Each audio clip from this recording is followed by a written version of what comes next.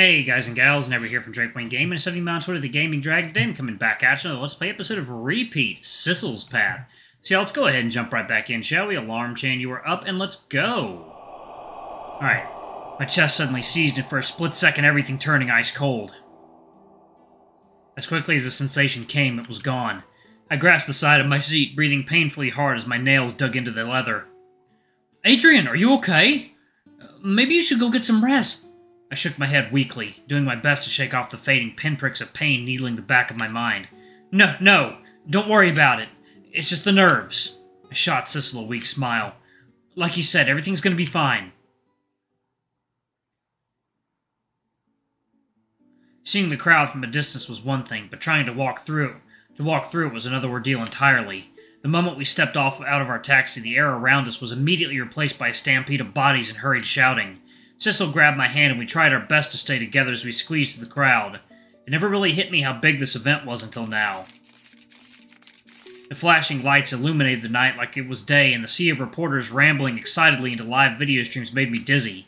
I got distracted myself by straightening the ribbon on Sissel's uniform as we scooted our way towards the main entrance where the other contestants seemed to be gathering.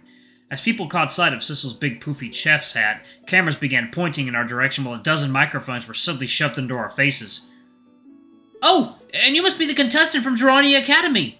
A very bold choice to be late on the night of the big tournament.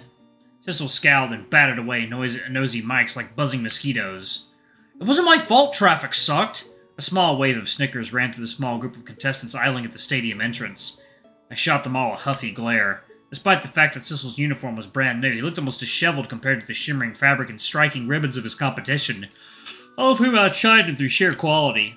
It was obvious most of these guys came from serious money. A particularly foppish contestant took a step forward, slowly sizing up Sissel through his upturned nose. And who do we have here? Some no-name bumpkin who managed to slip into the Nationals? Do you really think you stand a chance tonight? The cameras surrounding us zoomed closer, eager to capture every drop of drama. Sissel's grip around my hand tightened. A part of my mind flashed with the memory of how defensive he was when approached by similarly haughty contestants in the Nationals. To my relief and slight pride, Sissel just shot them a withered stare and shrugged. Yeah, that's kind of why I showed up. You showed up late, and with that cheap-looking uniform. Are you even taking the Nationals seriously? Adult clothing quality is part of the tournament criteria, and I'll have you know that my boyfriend got these for me, so I look smashing, thanks. Why the fuss? Are you compensating for something? The foppish contestant reflexively smoothed out his uniform with a sneer. It's about presentation. I'm more worried about how sharing the spotlight with someone so unkempt will tarnish my image. Sissel snorted. Not much of an image to tarnish. Didn't realize being an asshole was a requirement for competing. The reporters around us suddenly let out a wave of gasp and a few frantically fumbled with their microphone. Sissel blinked blankly. Oh, sorry, is that going to be bleeped? A bit too late. This is being streamed live on national television. We would appreciate it if you could put some sugar on that sour language, young man. Huh. If I start cussing like a sailor, will you guys stop bothering us and let us into the building? Absolutely not! We will have our interviews one way or another. The networks demand it! The reporters eagerly shoved their way forward as they squinted at the tiny name tag on Sissel's uniform. Anyway, what's your name again, young man? Sissel?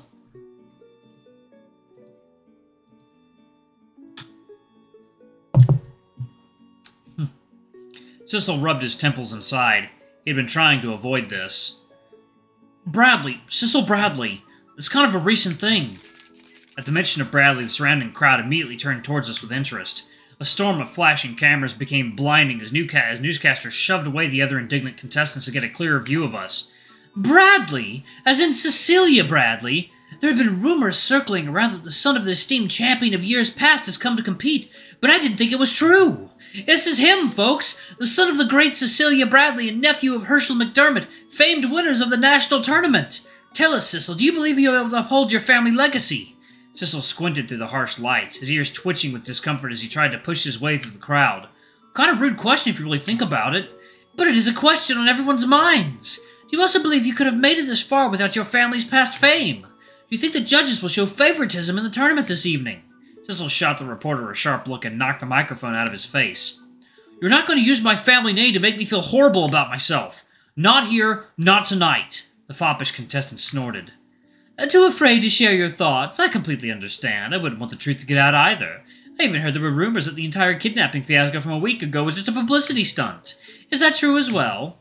Publicity stunt? My uncle was shot! Huh, strange. He seems to be doing perfectly fine now. A rather quick recovery, don't you think? He's here to cheer you on tonight, isn't he? I have to admit, this is a pretty clever plan you lot have cooked up. Sissel was fuming through gritted teeth. I grabbed his arm quickly before he could take an angry step forward. Sis, he's just trying to rile you up. If you punch another contestant in the face like last time, you're gonna get instantly disqualified. Don't let them get to you. Sissel squeezed his eyes shut and took in a deep breath. I'm fine. I'm good. His brow suddenly furrowed. Like last time? I don't think I ever punched another contestant. At least not yet. The idea has definitely crossed my mind. I blinked, a dizzying buzz ringing in the back of my head. He hasn't? But I had such a vivid memory of Sissel decking another contestant in the face in sheer anger. Oh, right, that happened in the previous timeline. A sharp pain suddenly stabbed through my chest and I pitched forward. Somewhere through the ice-cold numbness that seized my entire being, I felt Sissel's arms grab me by the shoulders to prevent me from falling face first into the pavement. Breathing hurt. Thinking hurt. There was this tightness around my neck I couldn't quite shake. I can't... Adrian, are you alright?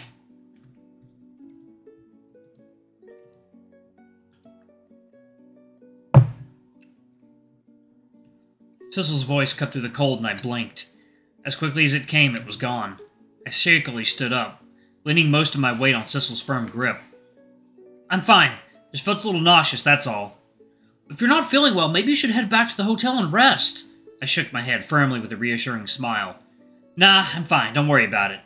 All these flashing lights are probably just giving me a headache. Sissel didn't look convinced. Alright, but don't push yourself so hard, alright? From behind us, the foppish contestant let out an amused snort. Aw, are we putting up a fainting damsel act now? You lot are getting more creative by the minute. Best watch your back, Bradley. You'll make a lot of enemies that way. Sissel rolled his eyes as he helped steady me onto my feet. Are you sure I can't punch this guy in the face?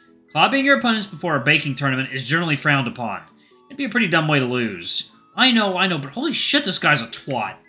Are all rich kids like this? Makes you wonder how Owen managed to grow up without turning into such an ass. It helps when your dad's side of the family is constantly trying to kill you.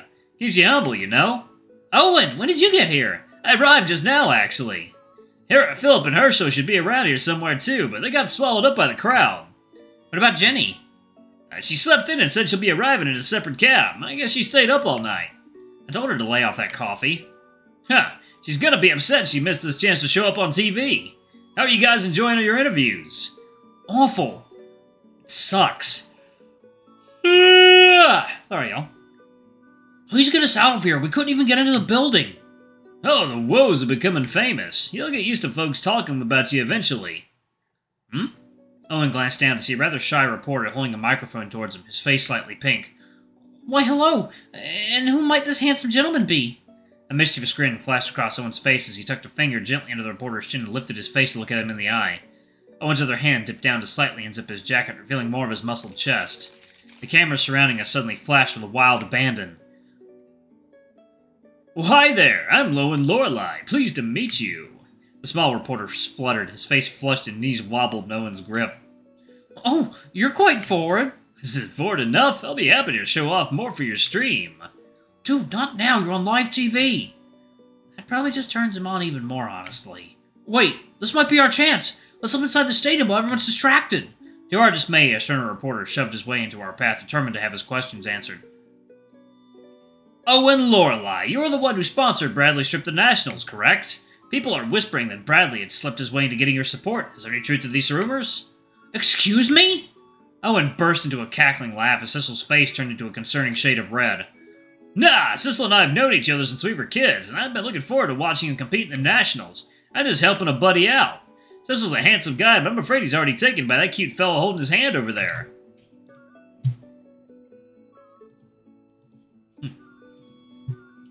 These two are absolutely smitten with each other. The reporters instantly swarm around me, their cameras clattering and hovering obnoxiously close to our faces. I was bombarded with dozens of questions at once, inquiring if I had any insight to Sissel's strategy tonight, and if I thought he had any chance of winning. I squinted through the flashing lights with a growing migraine. I don't know, man, I'm just here to smooch my boyfriend when he wins. The flashing grew even worse as the media pressed closer with more and more personal questions.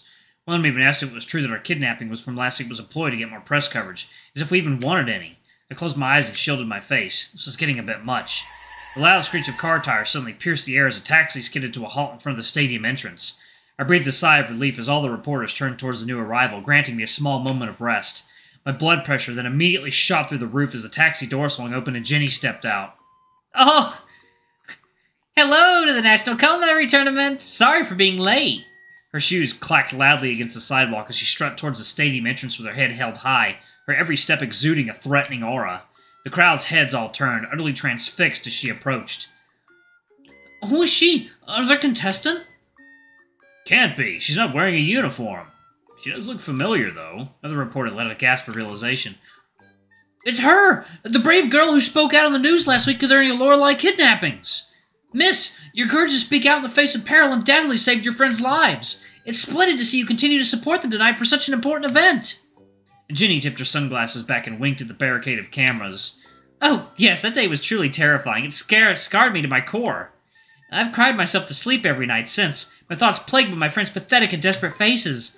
But that's all in the past. We must move on. I'm overjoyed that my feeble friend survived the ordeal, completely thanks to my aid. And tonight I'm here to celebrate Sissel's time to shine in the tournament. The foppish contestant snorted and crossed his arms doubtfully. And how do we know this wasn't all staged to farm up attention for your appearance tonight? Ginny turned her head sharply, her expression obscured behind her dark shades. The air was silent save for the sharp clack of her every step as she approached the other contestant, her threatening aura growing thicker by the second. At Ginny's steps slowed to a halt. She stood in silence, mere inches from his face. The foppish boy stiffened and gulped. I had to perform CPR on a man who nearly drowned while he was bleeding out from a gunshot wound. Are you calling me a fucking liar? The foppish boy stood like rigid wood as a platoon of eager reporters and cameras turned towards him, hungry for a response. No comment. That's what I thought. How do you feel about your friend's chances of success tonight? Oh, I have no doubts. Sissel may be a little hopeless, but I'm absolutely sure he'll wipe the floor against all these rich pussies. Sorry, Gran. Tipping their noses over there. The camera swung around to zoom in on the other contestants' faces, who all blinked in scandalized shock. I mean, Sissel already survived a gunfight. What are these little blue bloods gonna do? There's a certain je ne sais quoi about the struggle that gives a chef that extra spice in his creations. A good number of the other contestants were seething under their collars as Jeannie blathered away at the reporters. Though a few good-natured ones laughed. Good on them. Anyway, let my friends pass and get ready for the tournament. If you want more details, I'll be taking questions over here at a very reasonable price. Ginny flourished her hand dramatically and walked off with a pack of reporters immediately falling behind her like a flock of ducklings. Sissel and I stared as she parted the crowd with practiced ease and carved a path to the stadium lobby like the Red Sea. Alright, y'all, I'm actually going to pause it right there. Thank y'all so much for watching. Don't forget to like, comment, subscribe, ring that notification bell. I love you all, and I'll see y'all in the next video. Bye-bye!